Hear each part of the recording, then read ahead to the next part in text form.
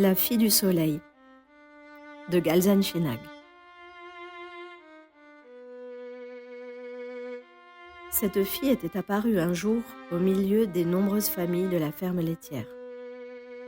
On ignorait qui avait été le premier à la repérer et comment cela s'était passé. Mais quand on avait accouru, elle était déjà entourée par la foule et regardait alentour, les yeux exorbités, tel un lapin en cage. Elle était vêtue seulement d'un vieux dell en loques et d'une fine ceinture de cuir. Son épaisse chevelure brun-roux, torsadée et nouée sur sa nuque, s'était défaite et tombait en cascade, recouvrant ses épaules. Son visage, ses mains et ses pieds n'étaient pas écorchés, égratignés, calleux ou desséchés comme les nôtres, mais doux, lisses et clairs, comme si elle venait de passer tout un été dans de la crème de lait cru. Elle avait de grands yeux ronds, enfoncés dans un visage assez fin au front arrondi, des sourcils vifs et bien dessinés, un nez plutôt haut. Elle intimidait. Elle semblait connaître notre langue, mais elle ne parlait pas et se contentait de nous répondre en hochant la tête. La seule chose que nous avons apprise était son nom, Rassa. À l'époque, personne ne savait que c'était là l'unique information qu'elle révélerait jamais sur elle-même. Selon les adultes, elle était la descendante d'une de ces personnes qui s'étaient réfugiées dans la montagne pendant les années de répression. Et soit cette personne était décédée, soit elle avait poussé cette jeune fille à retourner vivre une vie plus humaine en communauté. Plus d'un avait souhaité héberger chez lui Rassa, l'apprivoiser ou même l'adopter. Mes parents eux-mêmes avaient essayé de la faire dormir chez eux et de la mettre à l'aise afin qu'elle tienne compagnie à leur fille unique. En vain. Elle ne prononçait pas un mot. De plus, elle n'aimait pas le bétail et ne prenait aucune initiative pour travailler, à tel point que l'on venait à s'en étonner. Si on ne l'appelait pas pour la faire rentrer, elle restait dehors, debout, des heures durant, comme si elle cherchait ou attendait quelqu'un. Et dès qu'elle entendait quelqu'un venir, elle se retournait en sursaut, comme si elle était en tort et ne savait pas où se mettre. Comme il était évident qu'elle ne se sociabiliserait pas chez nous, nous ne la forçâmes pas à rester. Elle passa ainsi d'une famille à l'autre, et finalement, elle sembla s'acclimater à un foyer sans enfants, à la grande joie du couple qui crut enfin avoir une fille à eux. À l'automne, les voyant l'habiller et la conduire à l'école, certains leur firent des reproches, allant jusqu'à dire que même si elle était apparue vêtue, ils n'auraient pas dû éloigner d'eux cette fille envoyée par le ciel. D'autres, au contraire, les félicitaient de ne pas s'être montrés égoïstes, en ne pensant qu'au réconfort qu'il leur apportait. D'autres, au contraire, les félicitaient de ne pas s'être montrés égoïstes en ne pensant qu'au réconfort qu'elle leur apportait, et d'avoir fait le bon choix, en l'envoyant à l'école et en pensant à l'avenir de cette petite orpheline. Lors des inscriptions à l'école, elle laissa à peine entendre son prénom. Et malgré les interrogations, on ne réussit pas à lui faire prononcer le nom de ses parents. Alors, l'homme qui l'avait hébergée, habillée, et l'avait amenée à cheval derrière lui depuis son camp d'été sur les crêtes de l'Altaï, proposa de l'appeler par son nom à lui, étant donné qu'il allait l'adopter. Mais la jeune fille se montra mécontente et eut même l'air de s'y opposer. Devant ce refus, cet homme au cœur bon, si heureux d'avoir trouvé une fille, mais aussi tous ceux qui étaient présents, s'écrièrent, offensés.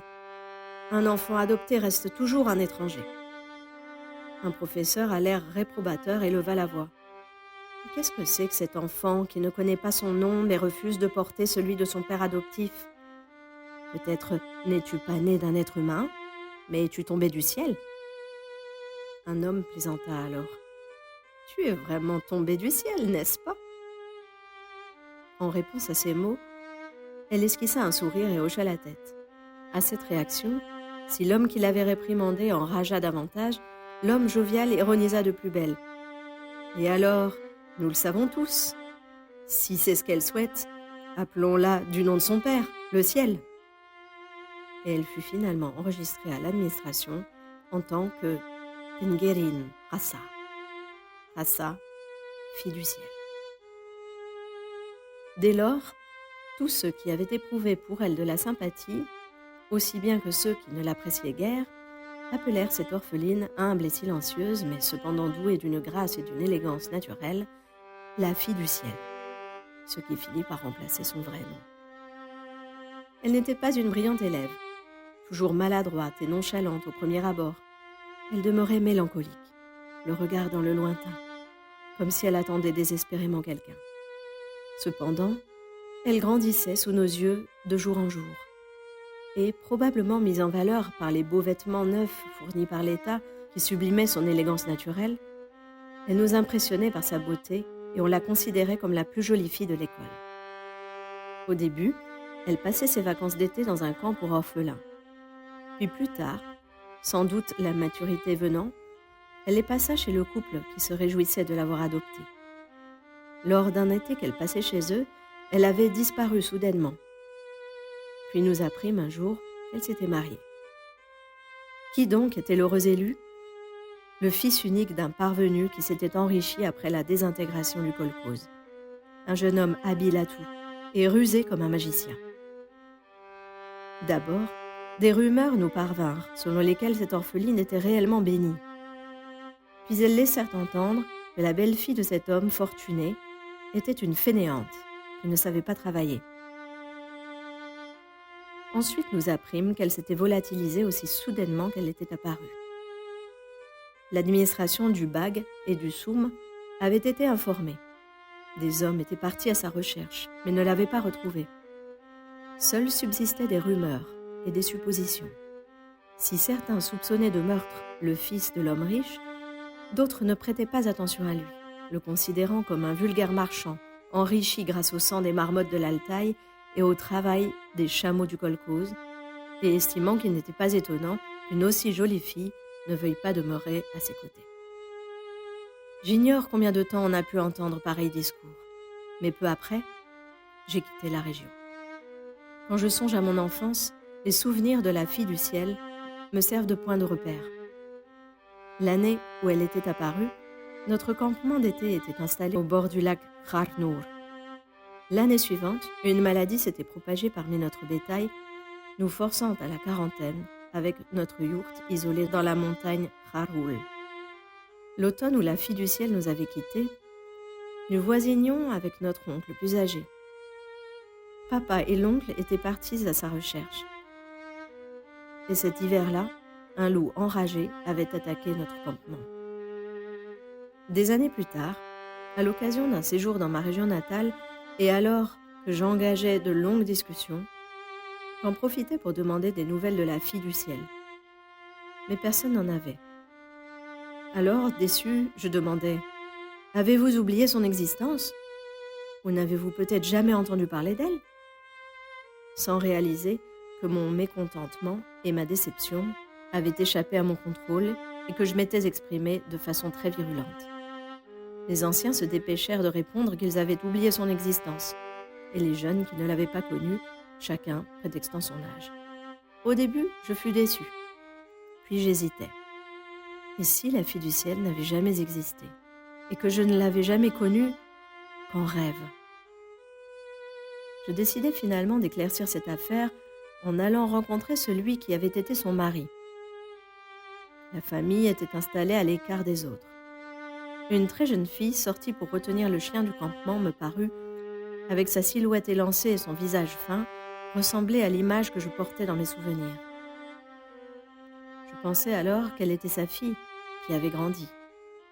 J'appris plus tard que le maître de maison, parti en transhumance quelques années auparavant, était rentré avec cette fille d'Urwood, devenue aujourd'hui son épouse. Elle me répondit que le maître de maison était en train de faire des réparations dans son campement d'hiver et qu'il rentrerait peut-être le lendemain. Je remarquai que la fille, qui me servait de l'alcool et préparait le thé et le repas, avait elle aussi le front arrondi et des yeux enfoncés. Mon cœur faillit jaillir hors de ma bouche, mais à entendre le discours qu'elle tenait à propos d'argent ou de bétail, elle était sans doute une fille de la terre. De plus, elle semblait vouloir m'inviter à rester pour la nuit. Apparemment, les nouvelles de la ville l'intéressaient. Elle devait certainement s'ennuyer dans cette région qui lui était étrangère, seule au fond de la montagne. Je lui demandai « As-tu entendu parler de la fille du ciel ?» Elle me répondit que non. Après qu'elle eut fini de me décrire le chemin jusqu'au campement d'hiver, je remontai en selle. Le soleil était sur le point de se coucher, et moi, complètement ivre, je pensais « Je te retrouverai. Et si tu me réponds toi aussi que tu n'as jamais entendu parler de la fille du ciel, je serai furieux et je te dirai que c'est la faute de l'alcool que j'ai bu chez ta femme. » J'ignore par quels moyens j'étais parvenue jusque-là, ni ce que j'avais fait. Mais quand je repris mes esprits, sous un ciel nocturne étoilé, à l'abri d'un rocher à l'odeur de fumier, j'étais en train de me battre avec quelqu'un qui gémissait comme s'il proférait des incantations. Oui, oui, la fille du ciel. Je rêvais d'elle. Apparemment, toi aussi.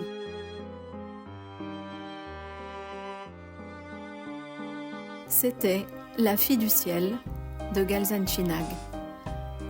Une nouvelle publiée dans Cœur de bronze, anthologie des écrivains mongols du XXe siècle, aux éditions Borealia 2019. Traduction Mursul Khenchine.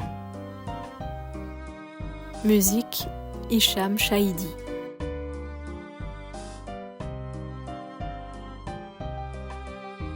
Retrouvez les autres traductions de Mursul Khenchine chez Borealia, www.borealia.eu, ainsi qu'à la librairie Borealia, 33 rue de la Villette, dans le 19e à Paris.